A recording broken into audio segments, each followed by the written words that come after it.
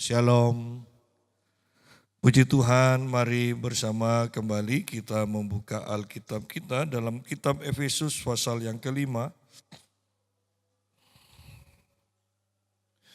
Kitab Efesus pasal yang kelima ayat yang ke-14 mulai. Itulah sebabnya dikatakan, bangunlah hai engkau yang tidur, dan bangkitlah dari antara orang mati, dan Kristus akan bercahaya atas engkau. Karena itu perhatikanlah dengan seksama bagaimana kamu hidup. Janganlah seperti orang bebal, tetapi seperti orang bijak. Dan pergunakanlah waktu yang ada, karena hari-hari ini adalah jahat. Sebab itu janganlah bodoh, tetapi usahakanlah supaya kamu mengerti kehendak Tuhan. Janganlah mabuk oleh anggur, karena anggur menimbulkan hawa nafsu. Tetapi hendaklah kamu penuh dengan roh, dan berkata-katalah seorang kepada yang lain dalam mazmur, kidung puji-pujian dan nyanyian rohani. Bernyanyi dan lantunkanlah pujian bagi Tuhan dengan segenap hati. Ucapkanlah syukur senantiasa atas segala sesuatu, dalam nama Tuhan kita Yesus Kristus kepada Allah dan Bapa kita. Nah, ini perkataan dari Paulus kepada jemaat di Efesus. Judul perikopnya adalah hidup sebagai anak-anak terang. Jadi dari sini kita melihat bahwa ada orang yang mengaku sebagai anak terang tetapi tidak menghidupi kehidupan sebagai anak terang. Sehingga orang-orang ragu melihat kehidupan kita, bahkan kita sendiri pun bisa ragu apakah kita ini anak terang atau bukan, karena kita tidak hidup sebagai anak terang. Jadi ketika kita tidak hidup sebagai anak terang, yang pertama orang-orang akan meragukan kita sebagai anak terang.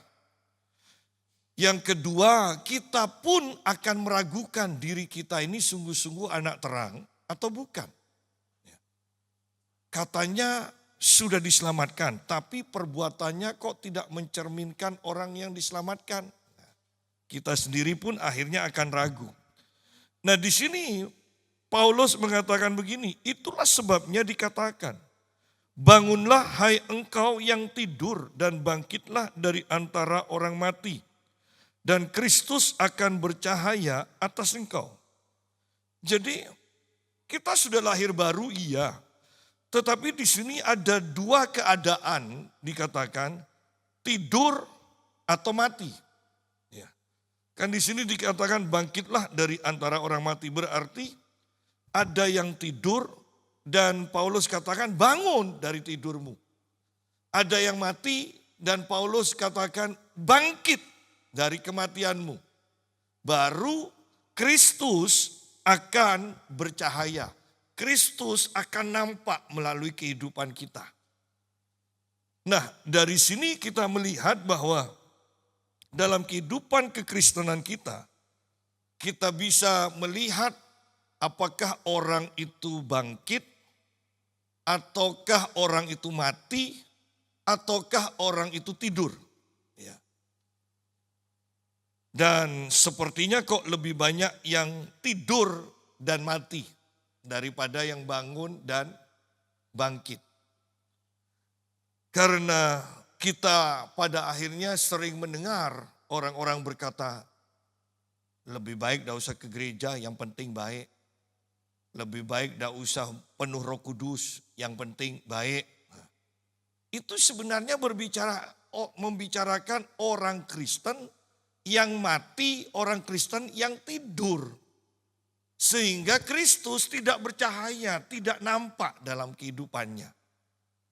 Tetapi kalau Kristus itu nyata dalam kehidupan kita, maka orang-orang tidak bisa berkata lebih baik tidak ke gereja, yang penting baik. Karena nilai kebaikan itu kalah dengan kebenaran. Hanya yang hidup dalam Kristus saja yang akan hidup benar di hadapan Allah. Ya. Dan ini yang sangat penting yang harus kita pahami. Bangunlah, hai engkau yang tidur. Apakah kita tidur atau kita bangun? Sungguh-sungguhkah Kristus itu bercahaya, nyata atas hidup kita? Ketika kita berkumpul dengan orang-orang yang bukan Kristen, apakah mereka akan langsung tahu bahwa kita Kristen? Ya. Ini namanya bercahaya. Enggak usah ngomong dulu. Dari kehidupan gaya-gayanya saja orang bisa nebak Kristen ini. Ya. Nah itu berarti kita tahu bahwa Kristus bercahaya melalui kehidupan kita. Enggak perlu ngaku Kristen, enggak perlu. Ya, enggak perlu. Sama seperti Tuhan Yesus kan, enggak perlu ngaku Tuhan pun. Sudah tahu orang, ini memang Tuhan. Ya. Bangunlah, hai engkau yang tidur, dan bangkitlah dari antara orang mati, dan Kristus akan bercahaya atas engkau. Saya tidak akan bosan-bosannya mengatakan, ingat, ini akhir dari akhir zaman. Jangan sampai kita kedapatan tertidur atau bahkan mati kerohanian kita. Sangat mengerikan. Kita melihat bahwa kehidupan sekarang semakin tidak masuk akal. Kita mempunyai pemerintah yang sepertinya kok main lawak-lawakan, main preman-premanan, ya kerja tidak bisa. Kan semua orang meski Adi aja dijadikan menteri, langsung menteri. Bisa kalau hanya naikkan pajak. Kurang ini naikkan pajak, kurang ini naikkan pajak, ya kan. Kok sepertinya kok dagelan gitu loh. Tetapi inilah akhir zaman. Akhir zaman. Ya, yang kalau kita mikir dulu, ya minimal bu ya mikir anaknya sekolah, anaknya kuliah, kan jadi dibully sama teman-temannya punya bapak menteri kok seperti itu kan. Tapi sekarang zaman akhir, enggak punya malu. Ya, enggak punya malu. Dan sepertinya kalau kita kembali ke 10 tahun yang lalu, kok kelihatannya yang sekarang ini enggak masuk akal. Ya. Tapi inilah akhir dari akhir zaman. Semuanya kita, dan Alkitab juga katakan kan, banyak orang akan mati karena ketakutan. Bukan karena kena bencana. Dengar naik pajak aja orang sudah ketar-ketir kan. Ya, semuanya dipajaki. Tidak masuk akal. Nyanyi lagunya orang kena pajak, mau nyanyi lagunya burung, suaranya burung kena pajak juga. Dan sekarang berlomba-lomba orang buat lagu sendiri katanya. AI, jadi mau dipajak. Pasti nanti ada aja. Mau dipajak apa lagi ini? Pajak suara mungkin ya. Jadi lihat di sini bahwa tidak masuk akal, iya. Tetapi orang yang bisa membaca tanda-tanda zaman, bukankah langsung akan mengerti ini akhir dari akhir zaman. Sehingga akan membuat kita hati-hati, sungguh-sungguh. Banyak dari orang Kristen sebenarnya tidak percaya bahwa ini akhir dari akhir zaman. Buktinya tidak ada perubahan. Buktinya kerohaniannya tidak berubah. Buktinya ibadahnya tidak lebih semangat. Ya kan? Padahal kita sendiri tahu bahwa ketika kita hampir mati, kita akan lebih semangat ibadah. Buktinya, kalau Anda mungkin pernah mendengar orang-orang muda berkata, nanti kalau sudah umur 60 mau sungguh-sungguh sama Tuhan. Ya. Artinya apa? Menjelang kematian mau sungguh-sungguh dengan Tuhan. Nah di sini kita lihat bahwa ini akhir dari akhir zaman. Herannya banyak orang tidak mempercayai bahwa ini akhir dari akhir zaman. Ya. Kita seharusnya berhati-hati dengan gempa demi gempa yang akan segera terjadi bahkan di Indonesia. Nah, kembali sekarang ayat yang ke-15. Karena itu perhatikanlah dengan seksama bagaimana kamu hidup. Janganlah seperti orang bebal tetapi seperti orang bijak. Perhatikan dengan seksama. Ya. Bagaimana kamu hidup. Berarti kan kita harus banyak merenung di sini. Sudahkah hidup kita benar? Sudahkah perkataan kita benar? Sudahkah kerohanian kita benar? Kan ini harus jadi pertanyaan terus. Karena di sini dikatakan, karena itu perhatikanlah dengan seksama bagaimana kamu hidup. Janganlah seperti orang bebal, tetapi seperti orang bijak. Orang bebal itu melakukan kesalahan, ya, kemudian menyesal akibat kesalahannya, tetapi kemudian melakukan kesalahan yang sama lagi, menyesal lagi, melakukan kesalahan lagi, dan menyesal lagi, dan terus seperti itu. Orang kalau sudah ada masalah, orang merokok kalau ada masalah dengan paru-parunya kan, kalau ke dokter, biasanya dokter langsung kata, berhenti merokok. Berhubung karena nafas tinggal separuh kan, enggak bisa penuh, berhenti. Tapi ketika sudah sembuh, biasanya ngerokok lagi. Ini orang bebal. Ya, orang bebal. Main perempuan kena penyakit, ya, kelamin bertobat. Tapi ketika sembuh, kambuh lagi. Ini orang bebal. Kesalahan ngutang, kemudian bisa melunasi dengan bertobat, Tuhan buka jalan melunasi, kemudian ngutang lagi. Ya. Bertobat lagi, ngutang lagi. Nah, ini orang bebal. Tetapi orang bijak bukan berarti tidak pernah gagal. Tetapi orang bijak bisa memetik pelajaran dari kegagalannya dan tidak akan mengulangi perbuatannya yang menyebabkan dia gagal dulunya. Itu orang bijak. Ya. Banyak orang ketika sakit parah berjanji, kalau Tuhan sembuhkan aku akan sungguh-sungguh ibadah. Tidak mau lagi bolong-bolong. Ketika Tuhan sudah sembuhkan, bulan pertama sungguh tidak bolong. Bulan kedua mulai ada bolong. Bulan ketiga banyakan bolongnya. Bulan ke-6 sakit lagi. Janji lagi ke Tuhan. Tuhan, kali ini sungguh-sungguh Tuhan. Kalau Engkau sembuhkan aku, ya kan? Kalau Engkau sembuhkan aku tidak bolong lagi. Ya. Tetapi ternyata sama juga, bolong lagi. Ini orang bebal. Sama kan orang Israel dikategorikan bebal. Kenapa? Selalu ketika punya masalah, mereka menggerutu di hadapan Tuhan, kemudian Tuhan buat mujizat. Mereka bersyukur. Tetapi kemudian mereka punya masalah lagi, menggerutu lagi. Tuhan buat mereka mujizat lagi dan mereka bersyukur. Ngalami masalah lagi, menggerutu lagi. Lihat di sini bahwa ini orang bebal. Tidak bisa memetik pelajaran. Selalu mengulangi hal yang sama, hal yang sama, hal yang sama.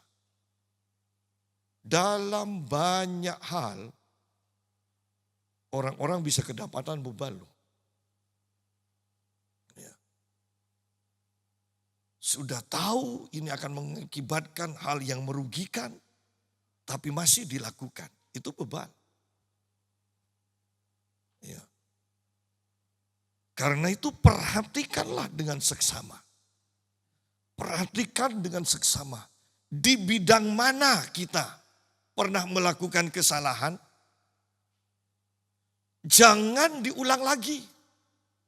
Supaya kita bisa disebut sebagai orang yang bijaksana. Bisa memetik pelajaran dari kesalahan yang kita lakukan dahulu.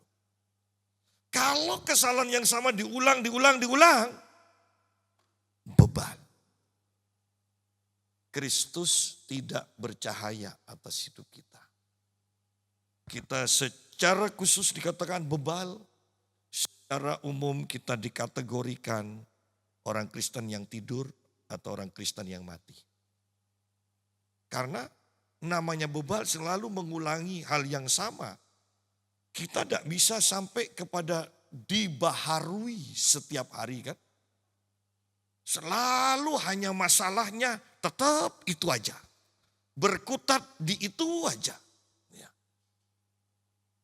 Sangat mengerikan. Ya. Karena itu perhatikanlah dengan seksama bagaimana kamu hidup. Janganlah seperti orang bebal, tetapi seperti orang bijak. Jadilah orang yang bijak, maka Kristus akan bercahaya. Dan pergunakanlah waktu yang ada, karena hari-hari ini adalah jahat. Pergunakan waktu yang ada sebaik mungkin. Ya. Karena ini hari-hari yang jahat dikatakan. Karena hari-hari ini adalah jahat. Pergunakanlah waktu. Banyak berarti kan ada aktivitas untuk mengisi waktu itu. Karena ini kalau tidak digunakan benar, waktu ini akan berjalan dengan cepat. Dan tahu-tahu sudah waktunya tidur, kita ternyata belum melakukan apa-apa. Apalagi zamannya HP kan, alah main HP sebentar sambil tunggu waktu. Ternyata waktu yang nunggu kita akhirnya. Bukan kita nunggu waktu, waktu nunggu kita. Loh, kok sudah sore? Ya kan, asik kan? Dari YouTube ini ke sini kan. Tahu-tahu kita tidak mengerjakan apa-apa. Perhatikan di sini. Pergunakanlah waktu yang ada. Anda harus beraktivitas, bukan tiduran terus. Bukan bermalas-malasan. Pergunakanlah waktu yang ada. Karena hari-hari ini adalah jahat. Hari ini jahat. Yang jadi masalah ketika kita tidak melakukan sesuatu waktu berjalan terus. Bayangkan kita tiduran, waktu berjalan terus, tiba-tiba waktunya kita menghadap kepada Tuhan. Apakah Tuhan akan berkata pada kita, hai hambaku yang baik dan benar, setia dan benar. Ataukah Tuhan akan berkata, hai engkau pemalas, dari jam 8 sampai jam 5 HP tok. Ya kan? Kita tidak mempergunakan waktu dengan benar. Kita tidak mengerjakan sesuatu apapun sepanjang hari itu. Sehingga kita akan dikategorikan pemalas oleh Tuhan. Dan hari-hari ini jahat. Dikatakan hari-hari ini jahat. Kalau kita tidak hati-hati, banyak hal yang seharusnya kita lakukan, tidak kita lakukan. Bangun tidur, doa, baca Alkitab, tidak, di skip. Ya kan? Di skip. Langsung loncat ke sarapan. Ya. Kemudian habis sarapan, mandi, kemudian main HP. Sampai jam 2 siang. Ya kan? Ngantuk tidur. Bangun tidur, HP lagi. Karena HP yang paling dekat kan. Ya, HP yang paling dekat. Saya percaya HP lebih dekat daripada Alkitab. Coba bayangkan di rumah Anda, kira-kira posisinya HP dan Alkitab itu lebih jauh mana? Ya. Jangan sampai itu adalah gambaran hati saya, Pak. Nah. Jadi kita lihat di sini bahwa di sini ayat ini berkata loh, pergunakanlah waktu yang ada. Jangan sampai waktu berjalan terus kita tidak mengerjakan apa-apa. Yang bermanfaat untuk kerohanian kita, yang bermanfaat untuk keluarga kita, yang bermanfaat untuk orang lain. Jangan sampai kita tidak mengerjakan apa-apa dan waktu terus berjalan.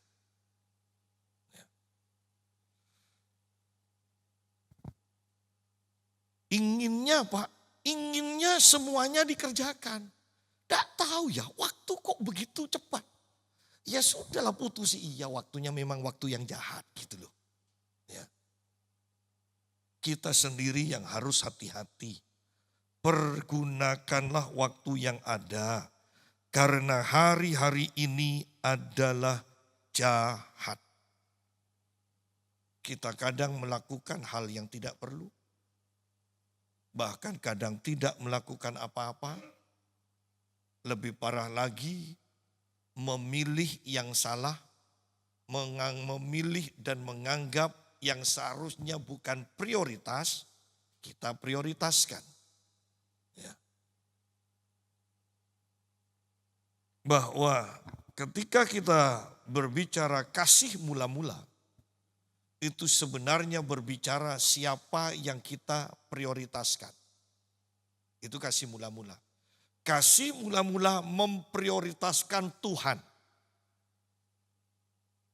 Itu tidak akan dengan mudahnya kita meninggalkan Tuhan, meninggalkan ibadah. Itu kasih mula-mula. Tetapi ketika kau sudah meninggalkan kasih mula-mula, ada satu atau dua hal yang menjadi prioritasmu selain daripada Tuhan. Nah, di sanalah kau sudah kehilangan kasih mula-mula. Prioritas bukan Tuhan lagi. Ya.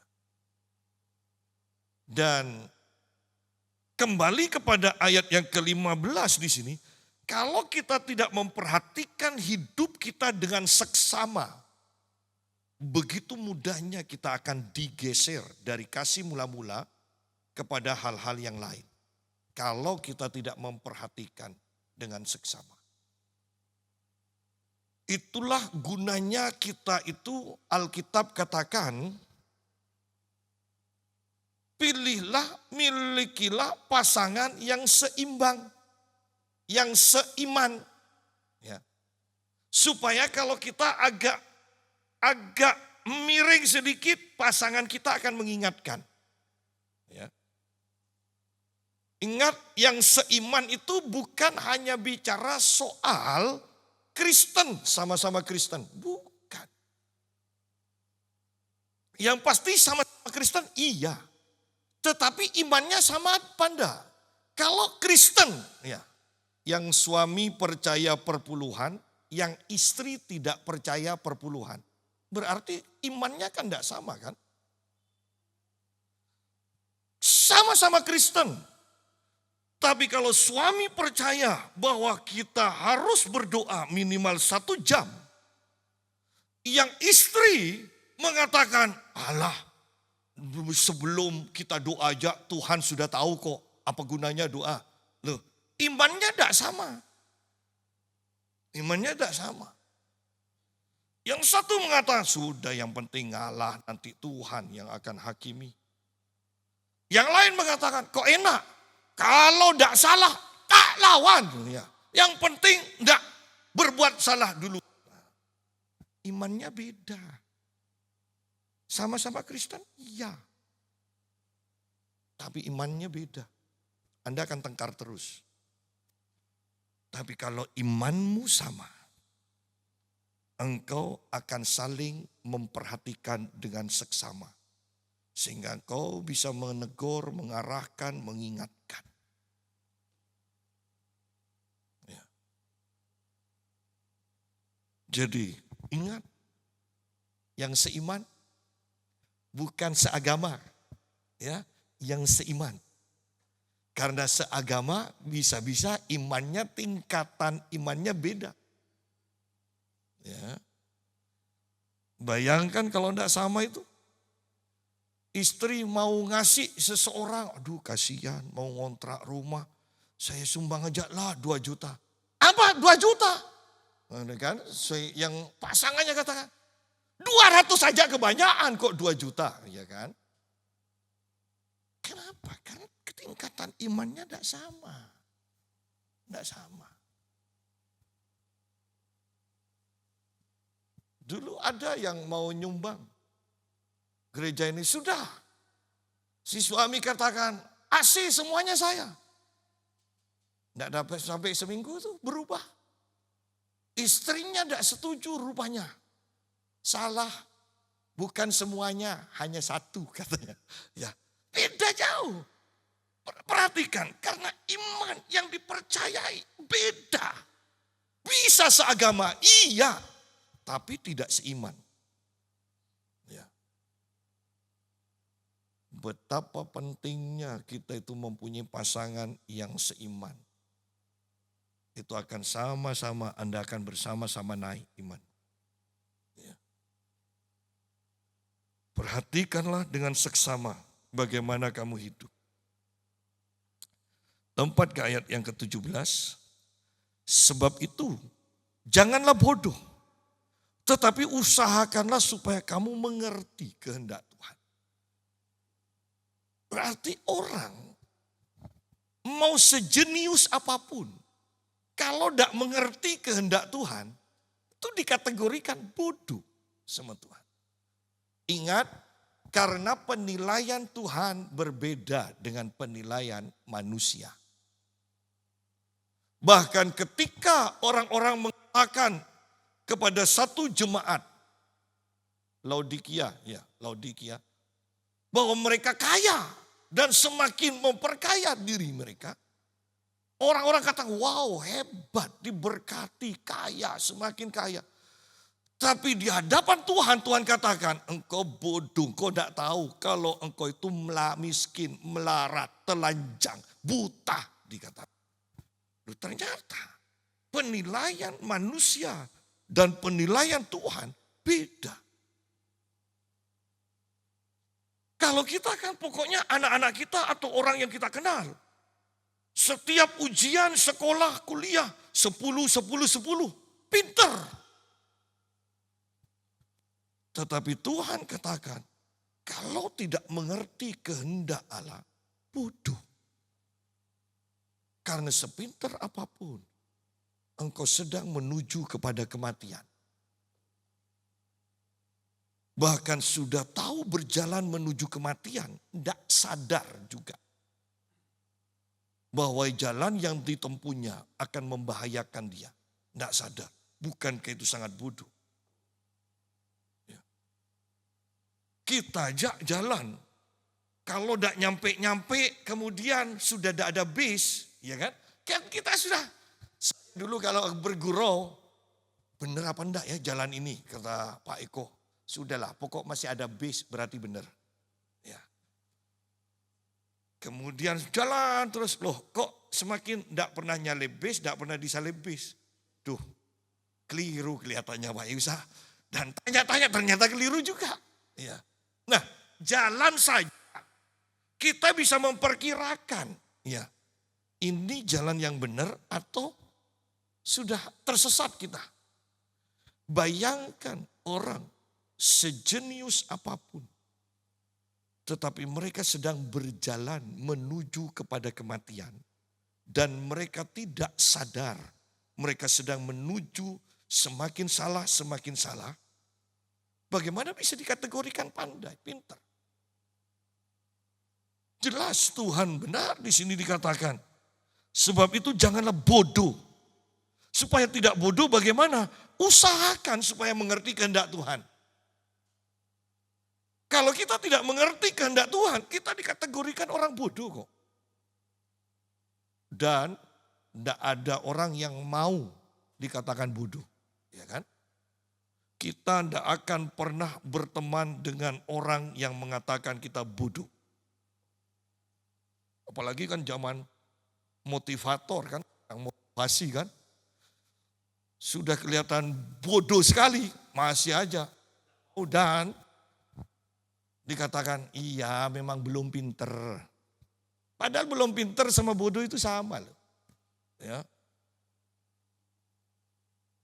Nggak bisa. Guru saya katakan kalau matematika, nggak bisa. Jangan katakan nggak bisa. Belum bisa. Sampai lulus sekolah belum bisa. Ya. Itu aja permainan kata-kata supaya tidak sakit hati. Bodoh ya bodoh, tidak bisa apa-apa kan. Ya. Jadi lihat di sini lebih jelas lagi. Orang tidak ngerti kehendak Tuhan, bodoh. Kehendak Tuhan bahkan dikatakan rancangannya dan rancangan kita beda jauh.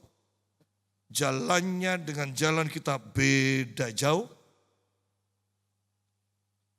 Dan kalau kita tidak mengenal kehendak Tuhan,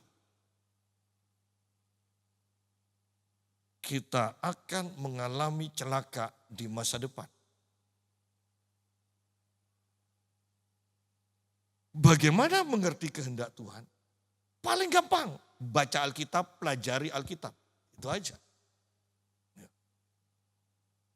Saya akhir-akhir ini diulang-ulang tetap ketawa.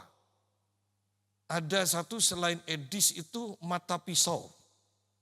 Jadi dia akan mengajak baca ya. Orang-orang di luar kita itu kan bisa baca bahasa tapi tidak tahu artinya. Dan kemudian artinya setelah bisa bacalah. Oh, ibu-ibu PKK itu kan. Artinya kemudian. Dan engkau yang menerima diturunkannya engkau benar-benar tak benar ini katanya. Ya, tak benar. Karena di terakhirnya kata gila. Ya. Loh kok bisa orang yang mengeluarkan kemenak katanya. Tidak salah itu loh.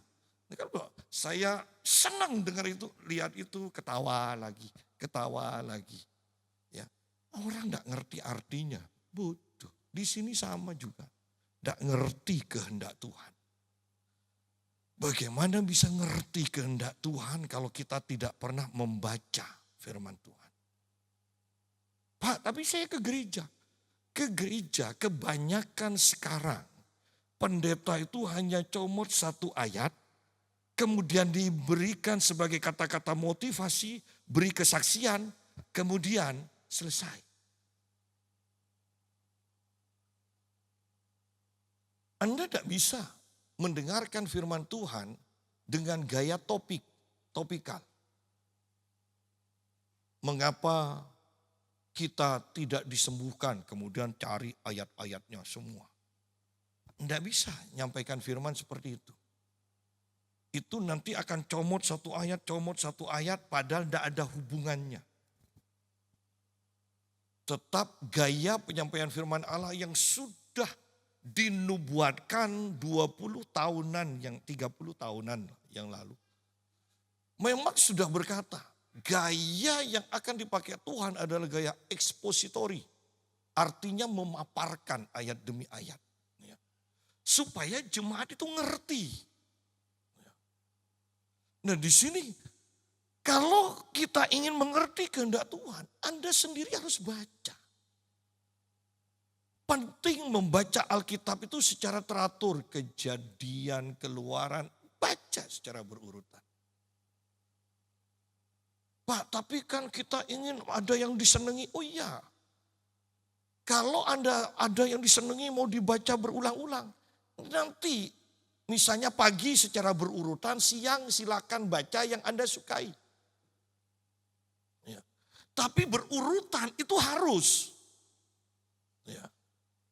Kalau yang mau Anda baca sesuka Anda karena Anda suka, cari waktu yang lain. Nah di sanalah Anda mulai mengerti. Kemudian dari firman ini yang kita sudah pelajari sungguh-sungguh kita renungkan. Ketika ini dibawa dalam waktu berdiam diri dengan Tuhan, firman yang sudah kita renungkan itu akan dihidupkan oleh Roh Kudus. Di sanalah sebenarnya Tuhan berbicara secara khusus. Tidak perlu suara yang audible. Saya selalu katakan, seharusnya iman yang benar adalah kita mendengar suara hati kita. Di mana Roh Kudus tinggal di hati kita. Ya kan? Berarti kan mendengarnya dari dalam kan? Kalau Roh Kudus dari luar, baru kita dengar dari luar. Orang-orang kan senangnya mendengar suara Tuhan secara audible. Padahal kalau secara audible, jangan-jangan Tuhan sudah lama meninggalkan kita.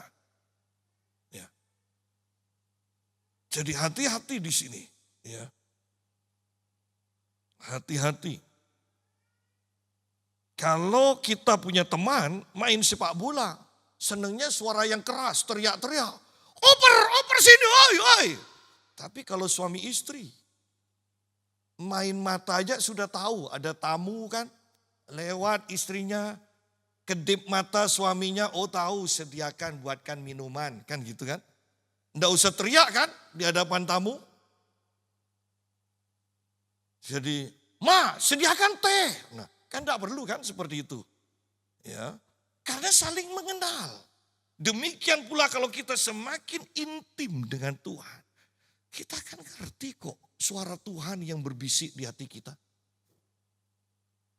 Sehingga kita tidak akan melakukan kebodohan demi kebodohan melalui tindakan kita yang salah, tindakan kita yang tidak sesuai dengan firman Tuhan.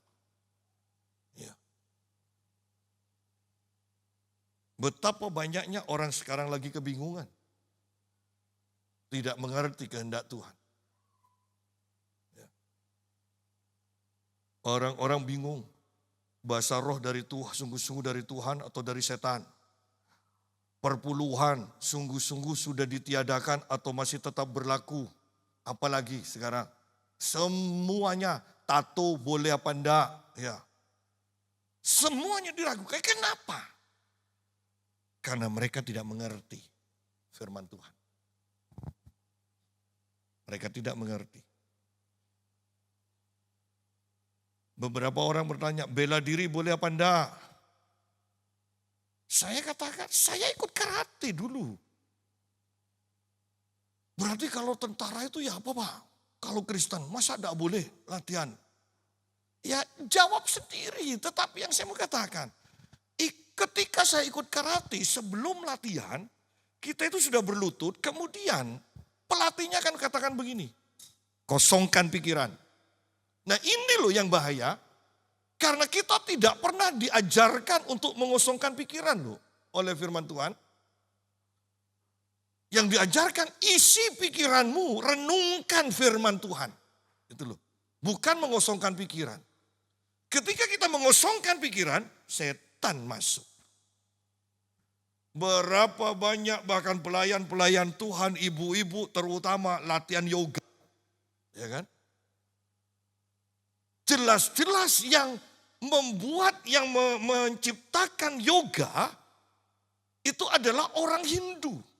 Yang tujuannya adalah membuat pikiran kita ini selaras sesuai menyatu dengan alam semesta. Bukan dengan Tuhan. Dengan alam semesta. Itu tujuannya yoga. Makanya tenang sambil setiap gerakan sebenarnya sedang melatih pikiran kita menyatu dengan alam semesta. Pertanyaannya, alam semesta itu seperti apa? Dan itu akan mengarah pada satu kekuatan yang awalnya Anda panggil, tetapi nantinya engkau yang akan sering dipanggil. Kalau engkau tidak nurut, habis. Bagaimana dengan orang Kristen yang selalu mengatakan kartu tarot itu hanya mainan, iseng. Dan seseorang yang bergelut dengan kartu tarot berkata, awalnya enak. Orang tidak tahu bahwa meramal dengan kartu tarot kita harus tergantung dengan gambar-gambar itu. Padahal bukan itu. Dia bilang, saya mendengar roh itu berbicara membisikkan tentang masa depan orang yang saya ramal. Tetapi semakin saya masuk, akhirnya saya tersiksa. Saya kalau tidak nurut dengan suara yang bicara pada saya itu, saya dipukuli. Bahkan di kamar saya bisa dilempar oleh kekuatan yang tidak kelihatan itu. Dia bilang. Banyak orang berpikir Allah hanya iseng. Berapa banyak diaken yang di banyak gereja yang bergelut dengan kartu tarot. Bodoh, kenapa? Tidak mengerti kehendak Tuhan. Itu perbuatan akan membuat engkau hancur, akan membuat engkau terpisah dari Tuhan, akan membawa engkau pada kematian. Berapa banyak sekarang orang-orang Kristen hidup dalam keraguan. Boleh atau enggak? Boleh atau enggak?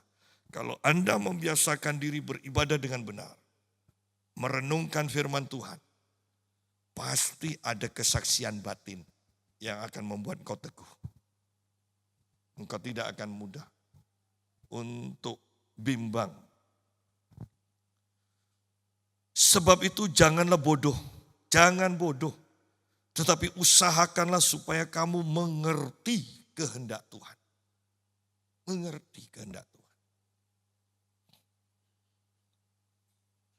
Ada orang-orang Kristen yang berprinsip begini. Pokoknya tanggung jawab saya sudah pada anak-anak saya. Saya sudah sekolahkan dengan benar. Semuanya sudah sarjana. Apakah itu yang terbaik? Bukankah seharusnya yang kita wariskan sungguh-sungguh itu adalah iman. Tetapi berapa banyak orang Kristen yang berprinsip mewariskan iman kepada anak-anak lebih penting daripada mewariskan titel, membuat anak-anak kita bertitel. Tidak salah dengan membuat bertitel. Tetapi yang saya mau tekankan, banyak orang tua berprinsip yang penting tugas saya selesai dengan menyekolahkan anak saya, itu bekal bagi mereka. Ya, untuk kehidupan di dunia, bekal. Itu tidak bisa dipungkiri. Bahwa titel dibutuhkan di dunia ini. Itu tidak bisa digantikan dengan iman. Ya cara kerjanya beda. Maksud saya cara kerjanya beda. Bukan iman tidak diperlukan. Cara kerjanya beda. Karena Anda kalau ngelamar pekerjaan tidak diukur berapa imanmu. Ya, pasti titel yang dicari ya. Walaupun di Indonesia ini aneh, bahkan sekolah teologi aja bisa kerja di bank. Pokoknya S1 teologi kerja di bank, bisa ya. Nah, perhatikan di sini bahwa anak-anakmu mungkin berhasil di bumi. Tetapi ketika engkau tidak mengarahkan, tidak mewariskan iman, tidak mengutamakan iman itu terbentuk di dalam anakmu. Anakmu hanya hidup sementara. Di kekekalan, mereka tidak bisa nyampe. Apakah itu yang disebut tugas kita selesai? Tidak. Anda harus terus.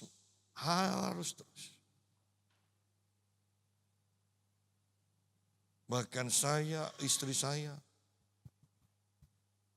betapa sukarnya untuk membentuk iman. Anak-anak saya sudah kuliah masih aja harus dimarahi. Cepat bangun, sudah mau ke gereja. Saya sekarang harus menambahi, pokoknya papa tidak mau telat. Sukarnya daripada untuk ke sekolah. Ya. Kenapa? Untuk ke gereja ada kuasa jahat yang berusaha untuk berbicara dan menggandoli. Saya pikir selesai SMA sudah bisa mandiri ke gereja sendiri, tidak telat. Sampai kuliah pun tetap aja harus berjuang. Iman. Saya dan istri saya bahkan katakan, kalian menjadi kaya tetap kami lebih senang salah satu, salah dua, salah tiganya jadi pendeta. Ya. Saya tetap menanti-nantikan itu. Iman, ingat, lebih penting daripada titel. Saya tidak mengatakan titel tidak penting. Karena kalau anak Anda akan bekerja, titel itu akan ditanyakan. Ya. Tetapi apa gunanya kita mendapatkan semua, anak kita mendapatkan semua di dunia, tetapi jiwanya binasa. Ya, ini kita harus pahami. Ayat yang ke-18. Janganlah mabuk oleh anggur, karena anggur menimbulkan hawa nafsu. Tetapi hendaklah kamu penuh dengan roh. Bahwa di sini dikatakan hendaklah kamu penuh dengan roh. Penuh Roh Kudus. Kalau kita tidak penuh Roh Kudus, berarti kita itu akan dikuasai oleh hawa nafsu, oleh daging.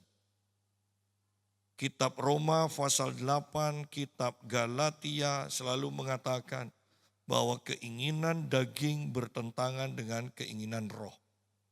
Ya, selalu seperti itu. Berarti di sini juga dikatakan janganlah mabuk oleh anggur karena anggur menimbulkan hawa nafsu. Tetapi hendaklah kamu penuh dengan roh. Jadi kita harus memilih. Kalau kita penuh dengan roh, kita tidak akan dikuasai hawa nafsu. Kalau kita tidak penuh dengan roh, kita akan dikuasai oleh hawa nafsu. Itu aja. Kalau kita tidak mengikuti pimpinan roh, secara otomatis kita mengikuti pimpinan daging. Oleh karena itu betapa pentingnya setiap hari, setiap pagi kita itu minta dipenuhi oleh Roh Kudus. Dipenuhi dengan roh setiap hari. Kita harus minta lagi, dan lagi. Kalau tidak, maka hari itu Anda akan dikuasai oleh daging, oleh hawa nafsu. Ya, Anda akan merasa heran, kok mudah sekali ya emosi saya naik sekarang. Ya. Padahal sebenarnya intinya karena hari itu Anda tidak dipenuhi dengan roh. Ya. Di sini jelas dikatakan, janganlah mabuk oleh anggur, karena anggur menimbulkan hawa nafsu. Tetapi hendaklah kamu penuh dengan roh. Dan berkata-katalah seorang kepada yang lain dalam mazmur, kidung pujian, puji-pujian, dan nyanyian rohani, bernyanyi dan lantunkanlah pujian bagi Tuhan dengan segenap hati. Jadi ayat 19 berbicara tentang menyanyikan pujian, bermazmur, dan ini pasti mengacu kepada pertemuan ibadah. Ya. Karena satu dengan yang lain, ternyata kita bukan hanya sekedar menyanyi. Bahwa ketika kita menyanyikan, kita itu sedang berkata-kata mengimpartasikan kepada saudara seiman kita yang lain. Ya. Dan berkata-katalah seorang kepada yang lain dalam mazmur, kidung puji-pujian, dan nyanyian rohani. Dan dalam hal itu bernyanyi dan lantunkanlah pujian bagi Tuhan dengan segenap hati. Ya, dengan segenap hati.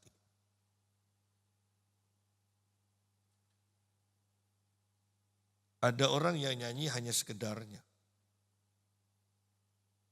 Padahal saya ketika belajar karate aja, ya, latihan karate, saya harus berteriak dengan keras. Tujuannya apa? Dikatakan supaya paru-parunya mengembang, tutup. Dan dengan berteriak, tiba-tiba kita ketika dipukul itu tidak terasa sakit. Karena ini sudah terlatih berteriak. Anda buktikan ketika Anda menyanyi bagi Tuhan di gereja. Coba bersuara dengan keras, kesehatanmu akan semakin baik. Ya, itu secara alaminya. Ya. Kalau kesehatanmu tidak baik, bahkan nyanyi, belum satu baris berhenti di tengah. Ya, berarti kan kesehatanmu tidak baik, nafasmu tidak panjang. Sehingga ketika kita latihan terus dengan melantunkan dengan suara yang keras, paru-parumu juga terlatih. Ini secara kesehatan. Tetapi secara rohani engkau sedang mengimpartasikan manusia rohmu kepada saudara-saudara seimanmu. saling mengimpartasikan. Sehingga bahkan sering kali waktu pujian orang-orang dijamah dan disembuhkan. Ya. Tidak perlu didoakan, sembuh. Kenapa? Kita saling mengimpartasi ketika kita menyanyikan menyanyikan pujian dengan segenap hati. Ayat terakhir, ucaplah syukur senantiasa atas segala sesuatu dalam nama Tuhan kita Yesus Kristus kepada Allah dan Bapa kita. Di akhir zaman, bukankah merupakan pilihan? Kita bisa marah kepada pemerintah, atau kita tetap mau bersyukur kepada Tuhan dalam keadaan seperti ini Tuhan masih pelihara? Pokoknya cari sudut pandang yang bisa membuat kita mengucap syukur. Ya. Gaji tidak naik-naik, Anda bisa mengucap syukur? Iya bisa. Mengucap syukur daripada di PHK. Iya kan? Artinya Anda harus bisa melihat celah sudut pandang yang benar supaya dalam keadaan apapun kita bisa mengucap syukur.